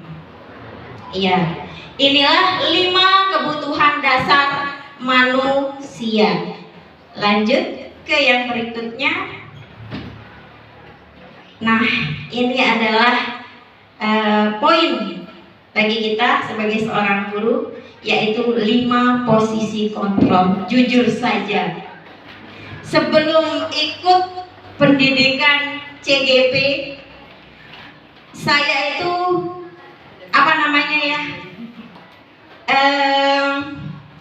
merasakan sesuatu yang gimana ya tadi saya ucapkan. Tetapi setelah saya ikuti CGP dan belajar tentang 5 posisi kontrol ini, benar-benar memberikan cubitan keras buat saya. Seperti apa sih 5 posisi kontrol ini Bapak Ibu?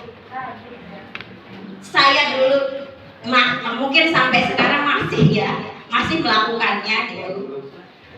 Inilah dia 5 posisi kontrol seorang guru.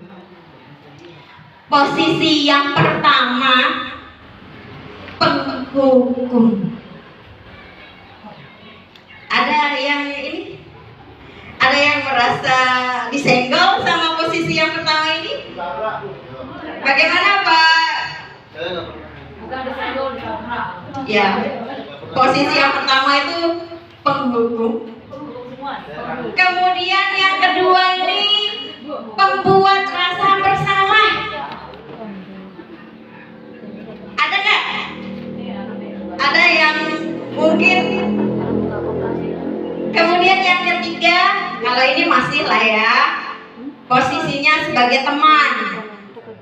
Oh tuh, Pak Guru banget. Coba Pak Guru cerita gimana Pak Guru itu ketika memposisikan diri sebagai teman terhadap siswa.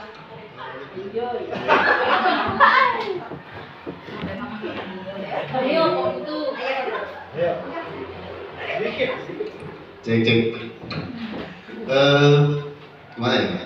Pertama-tama kalau saya di kelas ya sebagai guru, ada kalanya mungkin di beberapa jam itu kan saya memposisikan diri itu bukan sebagai guru aja, bukan sebagai orang tua, melainkan sebagai teman mereka juga. Gimana caranya kita bisa mengetahui apa isi pikiran anak-anak itu aja. Kita harus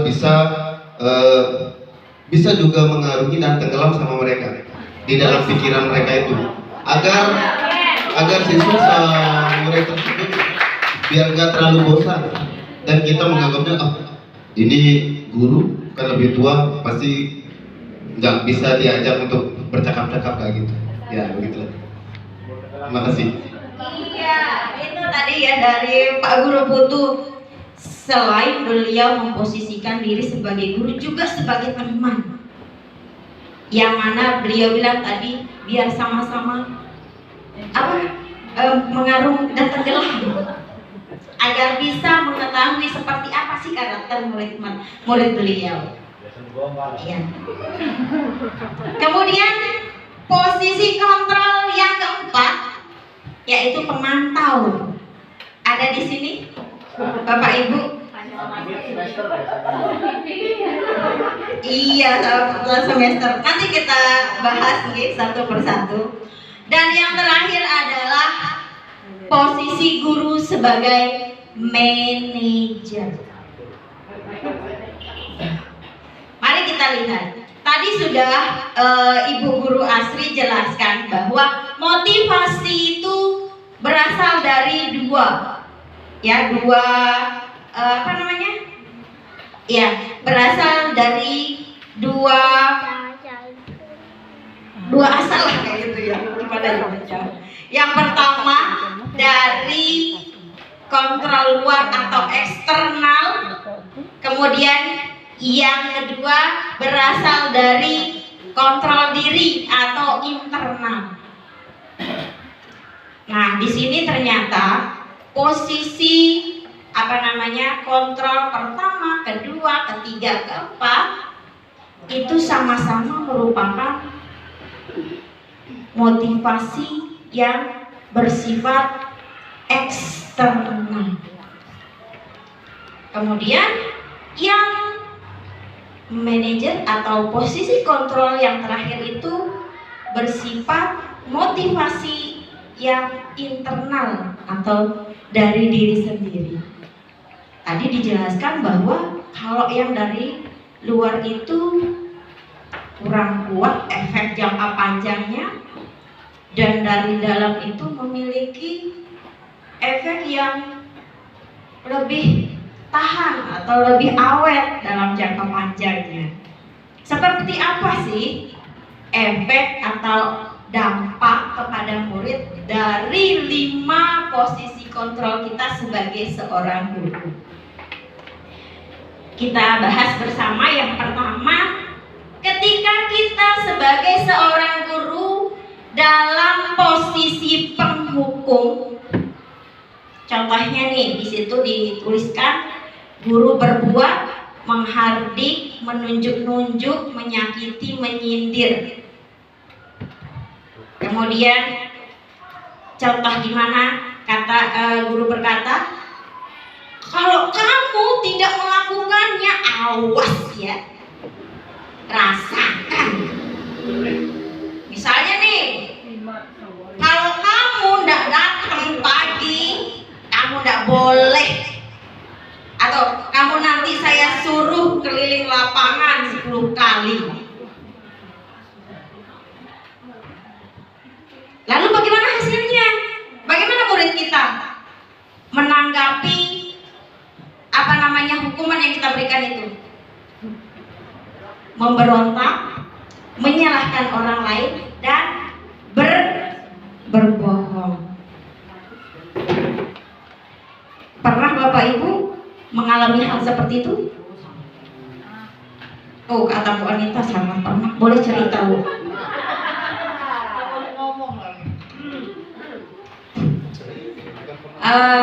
Posisi kontrol, sebenarnya posisi kontrol yang paling bagus itu memang manajer.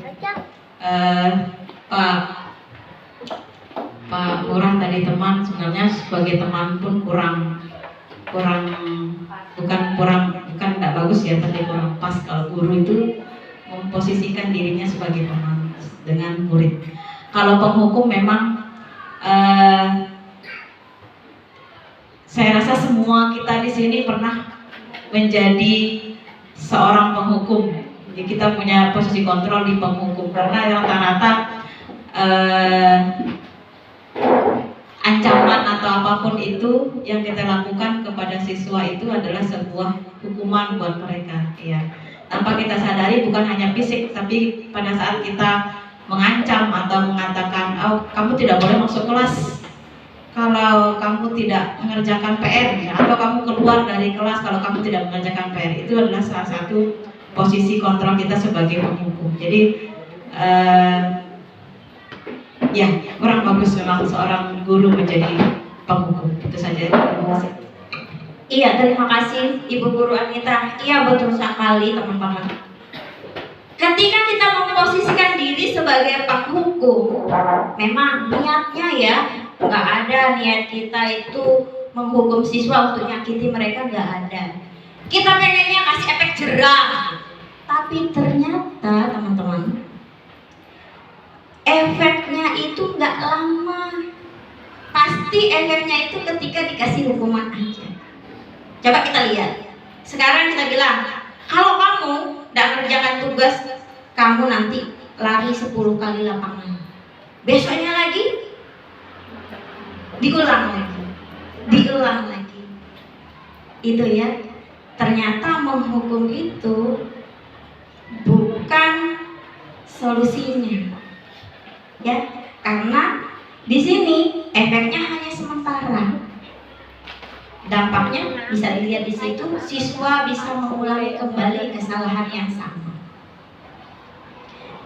Itu saat kita sebagai posisi kontrol penghukum. Kemudian ketika kita memposisikan diri sebagai pembuat rasa bersalah. Pernah Bapak Ibu merasa begitu? Apa mendengarkan pembuat merasa bersalah? Maksud saya, pernah nggak kepikiran kalau kita itu bertindak membuat merasa bersalah kepada anak murid kita?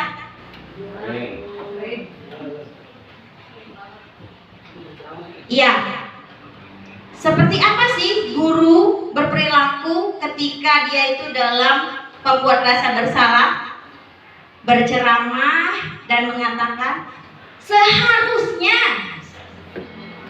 misalnya nih siswa melakukan sesuatu tetapi tidak sesuai dengan keinginan kita, seharusnya kayak begini, atau mungkin ibu kecewa sama kamu, ya padahal ibu udah menaruh harapan sama kamu itu. Atau bisa juga misalnya, ih kamu tuh gak kasihan apa sama bu guru, ya kalau kamu itu keluar masuk kelas, nanti bu guru dipanggil sama bu kepala sekolah. Jadi siswa kita itu akan merasa bersalah karena perilakunya itu dengan kalimat yang kita buat tadi, yang kita katakan tadi. Lalu apa hasilnya jika kita dalam posisi tersebut? Siswa akan menyembunyikan apa yang sudah dia lakukan. Kemudian siswa menyangkal sudah melakukan hal tersebut. Dan yang terakhir, dia juga berbohong. Kemudian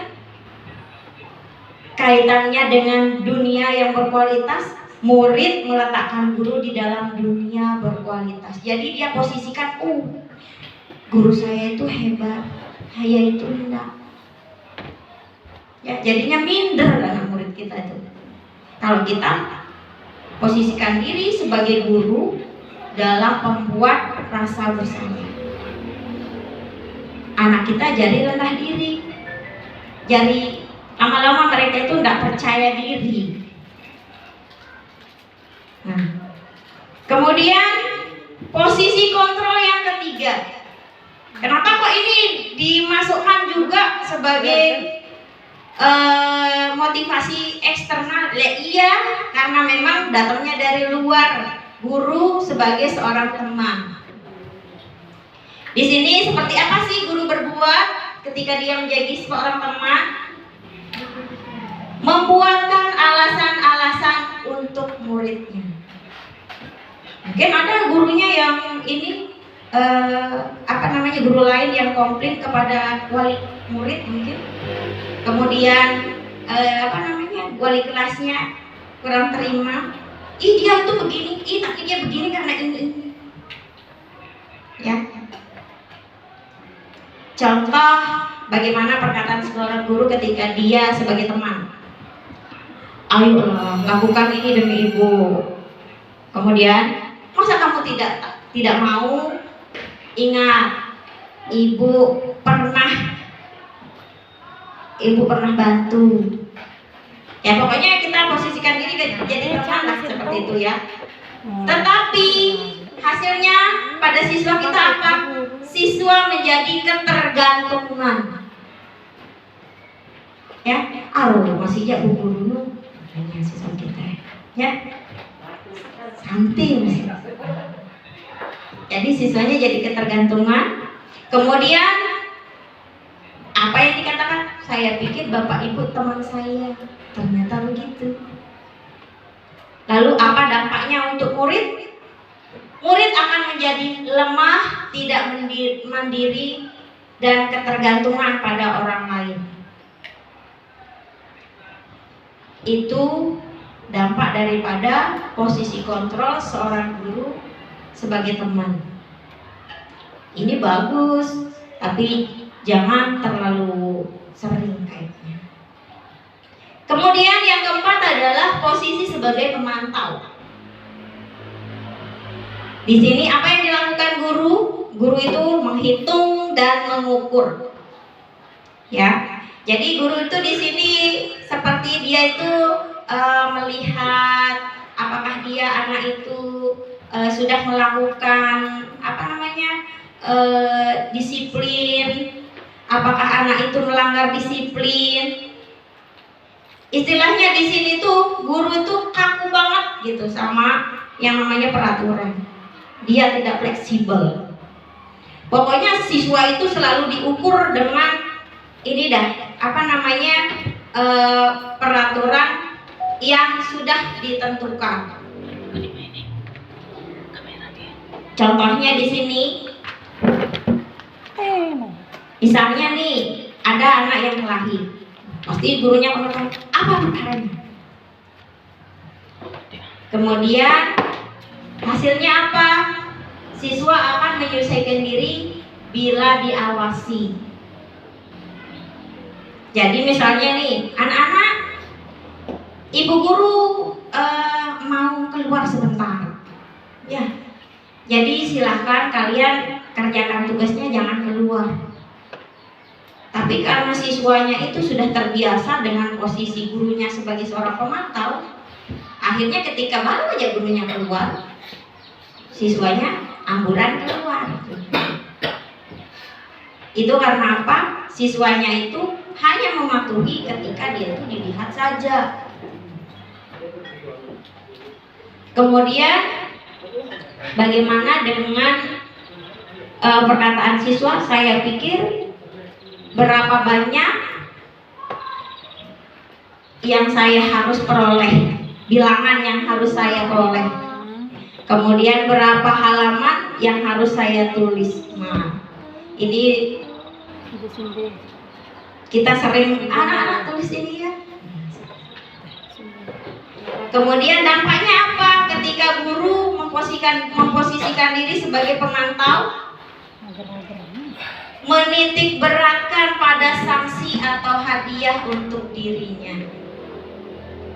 Ya, ketika jadi pemantau, ketika anak melakukan suatu kesalahan diberikan hukuman, ketika anak melakukan sesuatu yang baik diberikan hadiah.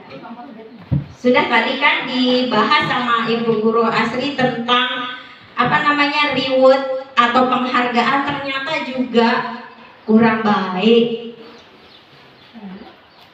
Karena nanti akan mengakibatkan siswa kita melakukan sesuatu itu hanya semata-mata untuk mendapatkan penghargaan atau mendapatkan pujian atau mendapatkan hadiah.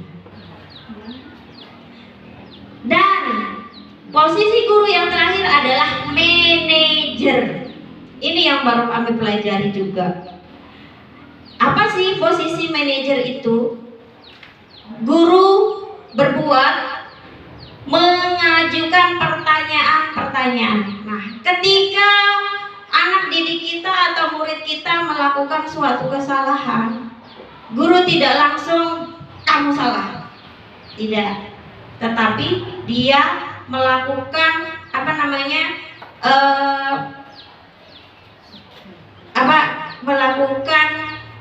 ngobrol ya, melakukan komunikasi dengan murid dengan mengajukan pertanyaan-pertanyaan. Seperti apa pertanyaannya nanti kita akan lihat. Kemudian ini adalah contohnya perkataan guru ketika dia menjadi seorang manajer.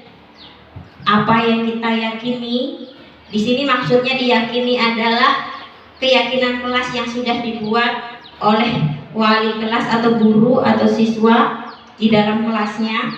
Jadi ketika anak melakukan suatu kesalahan, dia tidak langsung dijudge salah, tetapi dia akan ditanya, apa yang kita yakini? Maksudnya, keyakinan keras apa yang sudah kita buat, itu yang ditanya sama gurunya. Kemudian, apa yang bisa kau kerjakan untuk memperbaiki masalah ini? Jadi tidak disalahkan siswanya, tetapi ditanya lagi kepada siswanya, apa yang bisa dia lakukan untuk memperbaiki kesalahannya itu. Kemudian, hasilnya apa?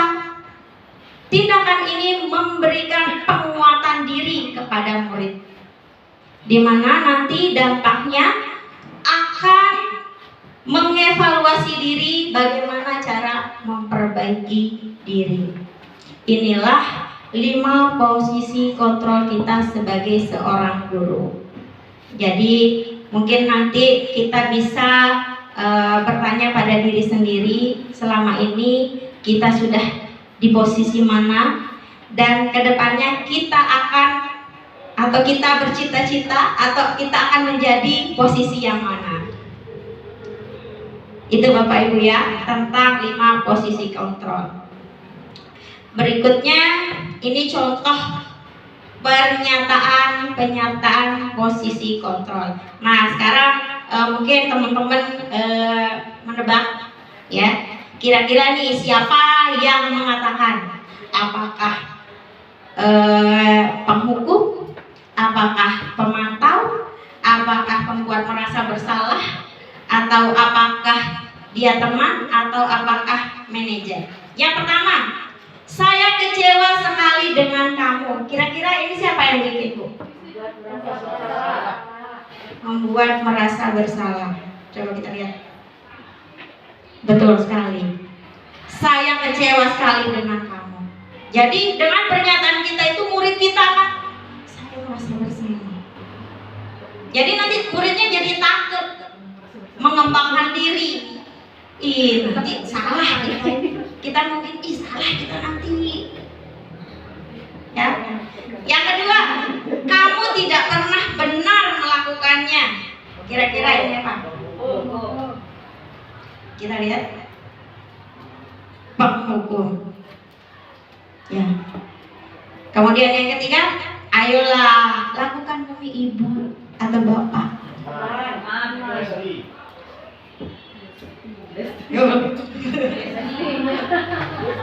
Ternyata dia bestie ya. Kemudian yang berikutnya, apa kamu mau mendapatkan stiker binatang hari ini? Kira-kira apa nih? Apa? Apakah dia itu teman, penghukum, pemantau, atau manajer? Nih, janjikan penghargaan nih, dapat stiker. Coba kita lihat.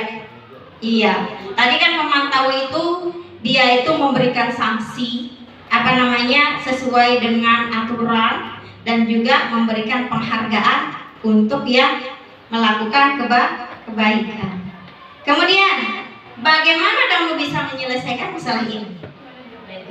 Iya, yang ini adalah posisi manajer.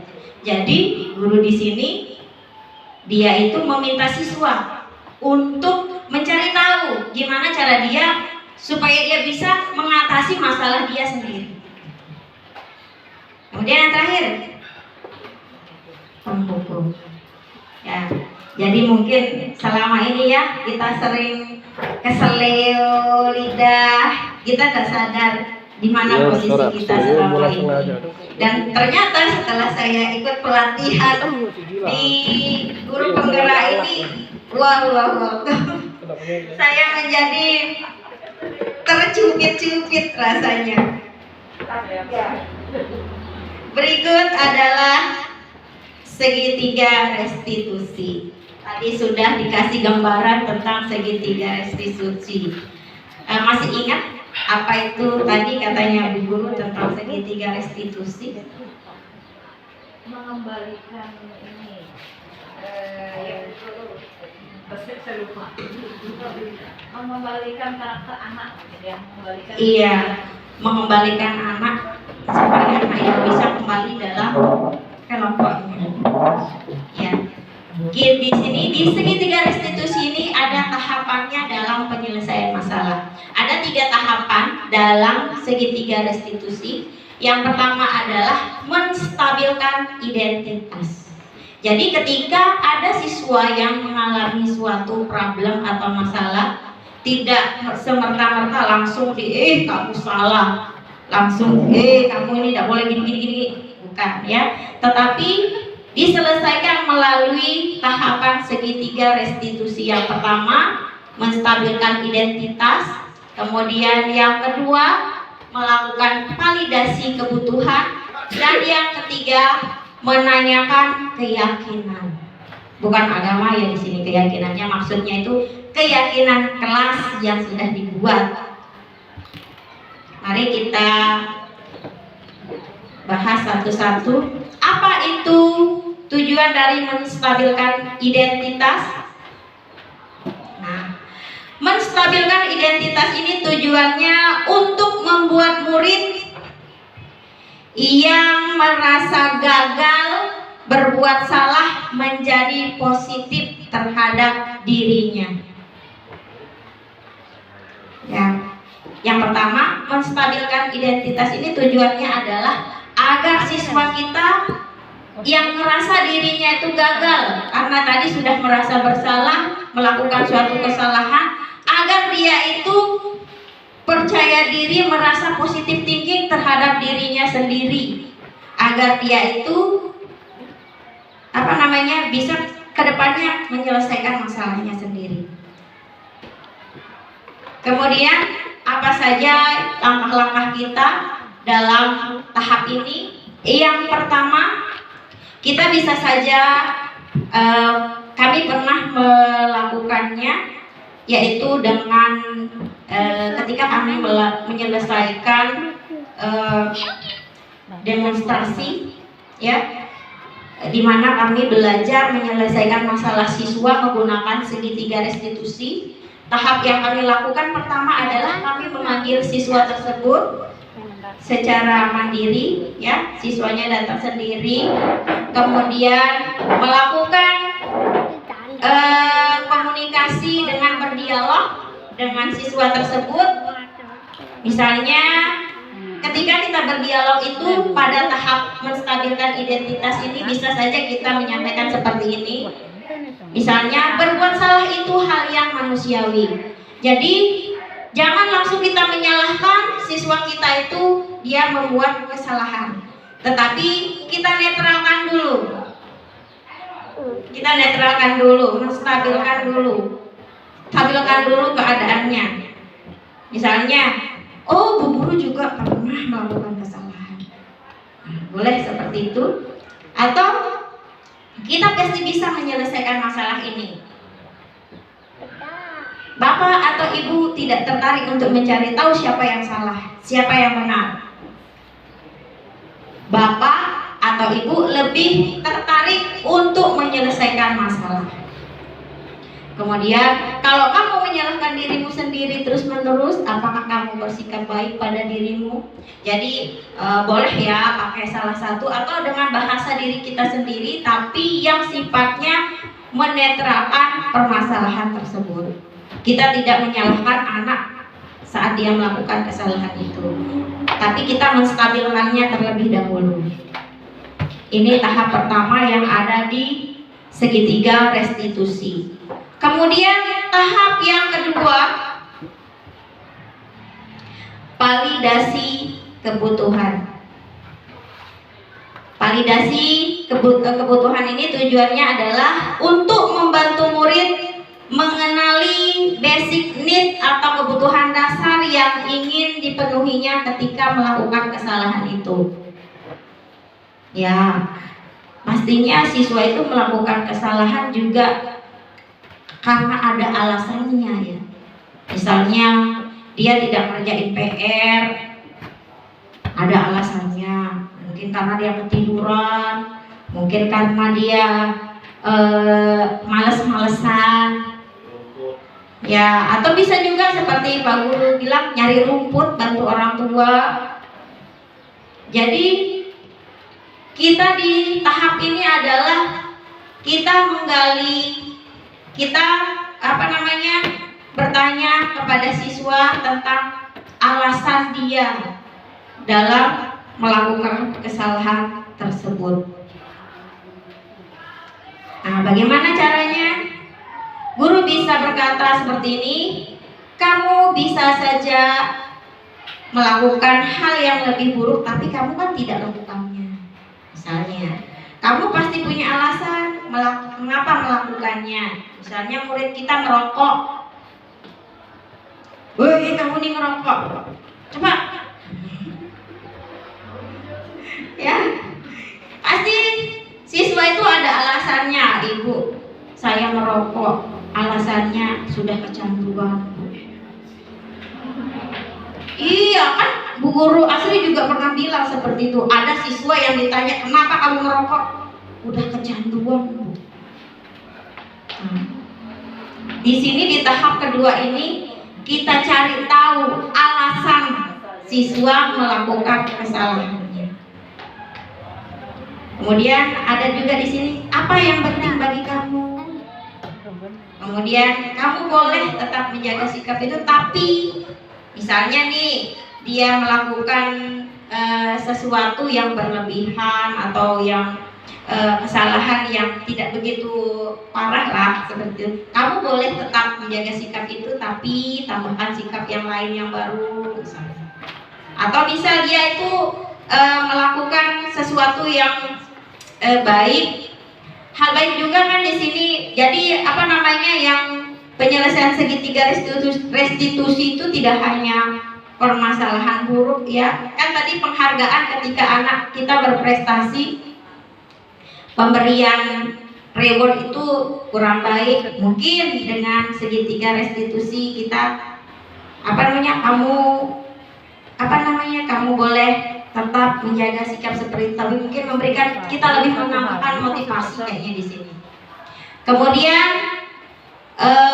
maukah kamu belajar cara lain untuk mendapatkan yang kamu butuhkan tanpa harus memukul? Misalnya nih ketika siswa kita suka berantem, misalnya ibu kita sering diolok langsung di kelas, makanya saya mukul. Mungkin bisa aja ketika kita menggali masalahnya kayak begini, mengkomunikasikannya. Kemudian, apakah kamu bisa melakukan dengan lebih baik besok? Bisa. Ini adalah contoh-contoh saja, tapi saya yakin Bapak Ibu guru punya perbendaharaan kosakata atau kalimat yang jauh lebih bijak dan manis untuk disampaikan ketika melakukan validasi kebutuhan terhadap anak-anak kita. Langkah berikutnya setelah kita melakukan validasi, apa yang harus kita lakukan? Yang ketiga adalah menanyakan keyakinan. Kenapa kita melakukan ini? Untuk membantu murid kita melihat kesalahannya dihubungkan dengan norma sosial dan nilai-nilai yang mendasari manusia berinteraksi dengan orang lain. Nah, kembali lagi juga kita ke keyakinan kelas tadi.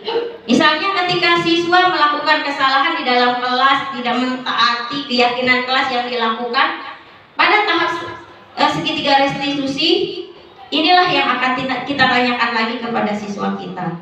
Ketika dia melakukan suatu kekeliruan atau kesalahan, misalnya sesuai tidak apa yang kamu lakukan dengan keyakinan yang sudah kita buat bersama, seperti itu.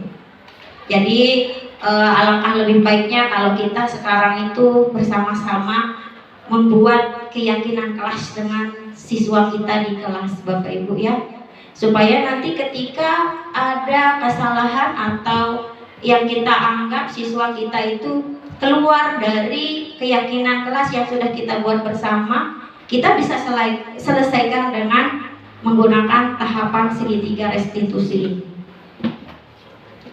Ini contoh perkataan atau yang bisa kita gunakan ketika kita berada di tahapan menanyakan keyakinan, yaitu apa apa nilai yang kita percaya di kelas atau sekolah kita? Tentunya kita akan bertanya ini kalau kita sudah membuat keyakinan kelas dengan siswa. Kemudian nilai-nilai universal apa yang telah kita sepakati? Ini kembali lagi ya, semua ini kembali lagi kepada keyakinan yang sudah kita bangun dengan anak-anak. Jadi dari tahapan yang Ibu Guru Asri sampaikan tadi dengan yang ini semuanya itu berkaitan satu sama lain, tidak terpisahkan. Sehingga mulai dari keyakinan kelas, disiplin diri, itu semuanya berkaitan. Jadi sedangkan segitiga restitusi ini adalah bagaimana cara menyelesaikan masalah ketika terjadi kesalahan pada siswa kita. Hanya itu dari saya tentang budaya positif. Terima kasih banyak atas waktu dan kesempatan Bapak Ibu Guru dalam mengikuti desiminasi kami ini. Kurang lebihnya saya mohon maaf. Billahi taufiq wal hidayah. Wassalamualaikum warahmatullahi wabarakatuh.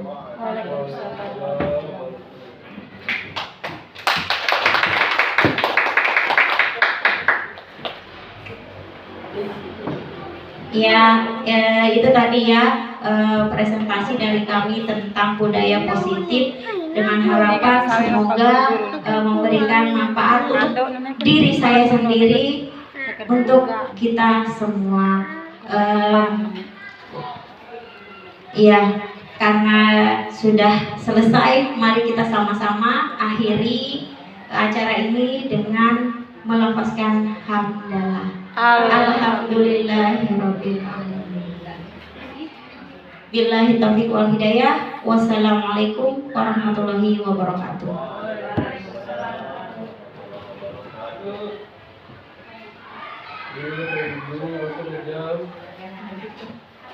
HP matian. Stop.